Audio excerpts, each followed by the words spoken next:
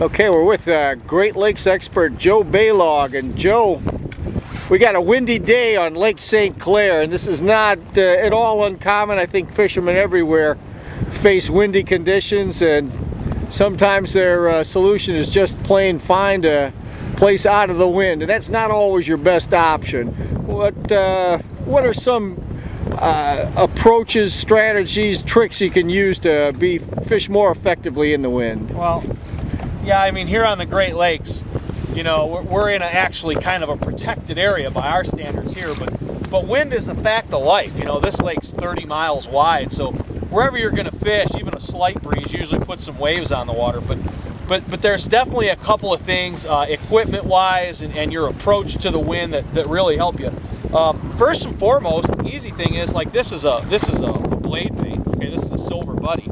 I've got like 3 rods out right now. I've got a blade, I've got a crankbait, and I've got a big goby swim bait. And I frequently ask people in seminars, hey, what do baits like that have in common? And the easy, quick answer is I can cast them all a long, long way. The Great Lakes is not a place, you know, for a real light jerk bait or a real light jig. Typically here, you want to have pretty heavy baits just for that purpose. If I go and cast against the wind and I've got a lure on that I can't cast, I can't fish effectively on this body of water.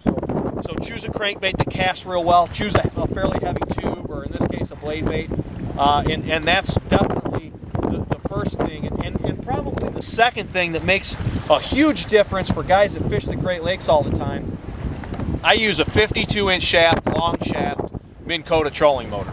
And a long shaft is totally necessary on these bodies of water.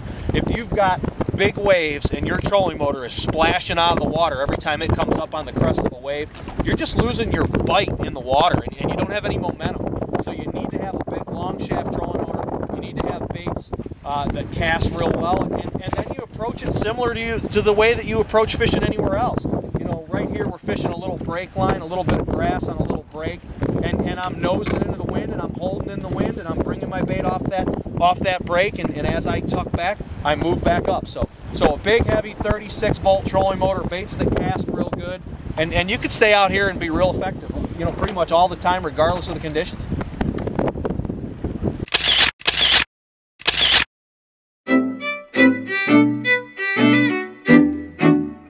Oh, good fish.